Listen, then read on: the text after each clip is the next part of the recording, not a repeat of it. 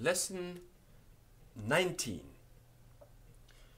Get out your pens and your exercise book and write down this. Who wants?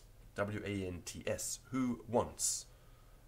The reason why I'm spelling out the English as well as the French is that quite a number of the people listening to this course are actually not first language English speakers. So I'm spelling out the English as well as the French when there's a new word. Who wants? And Q-U-I-V-E-U-T. Q-U-I, and then new word, V-E-U-T. Who wants? Qui veut? Qui veut? Notice that the X of je veux is changed to T in the third person singular, qui veut, but it sounds the same. Je veux, qui veut, but one is V-E-U-X, another is V-E-U-T. So make sure that you have this in mind when you listen to the oral mouvement. So write that down. The X of je veux, J-E-V-E-U-X, changes to T in the third person singular, qui, Q-U-I, veut, V-E-U-T, question mark.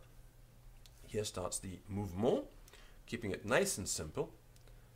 Qui veut le vin? Qui veut le vin? Who wants wine? Qui veut le vin? Je veux du vin. Or you could answer, je le veux. Je le veux. Qui le veut? Je le veux. Qui veut du canard? J'en veux. Qui en veut? J'en veux. Qui veut le gilet de velours? Je l'en veux. Qui veut celui de velours? Je l'en veux. Qui veut celui de satin? Je veux celui de satin. Or you could say, je l'en veux. Je l'en veux. The next bit of grammar. Who drinks? D-R-I-N-K-S. Who drinks? Or who is drinking? D-R-I-N-K-I-N-G. Who is drinking? In French it's the same. Q-U-I-B-O-I-T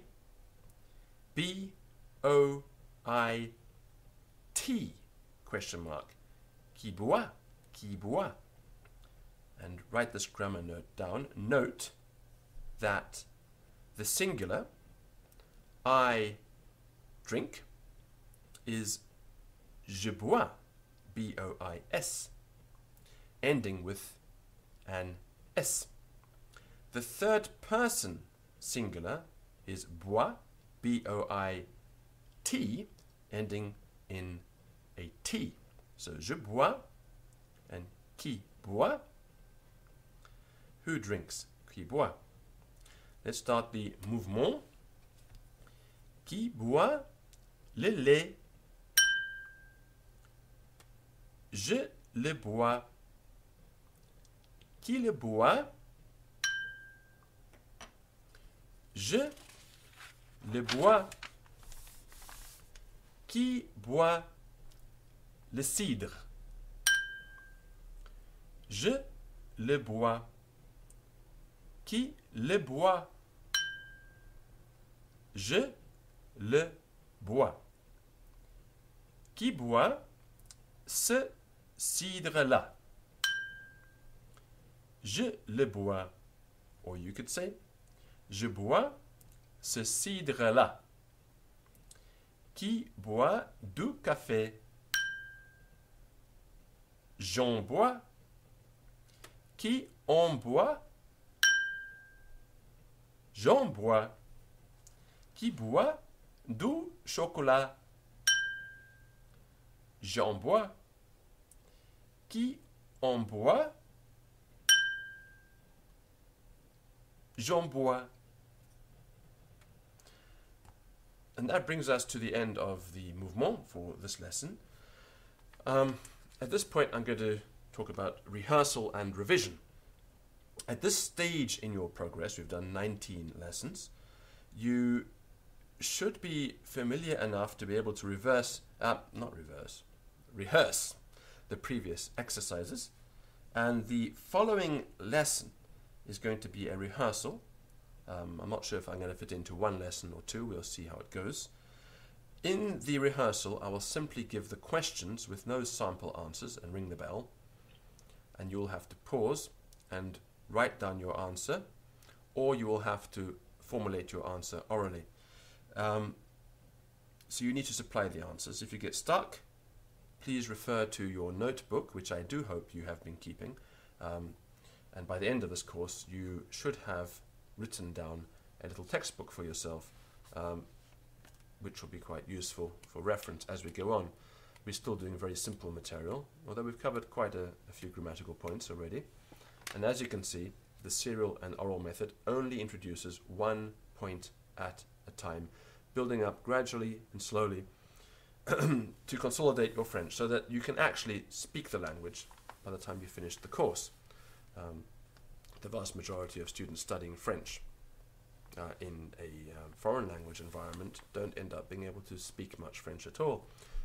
This course is aimed at giving you the ability to speak French.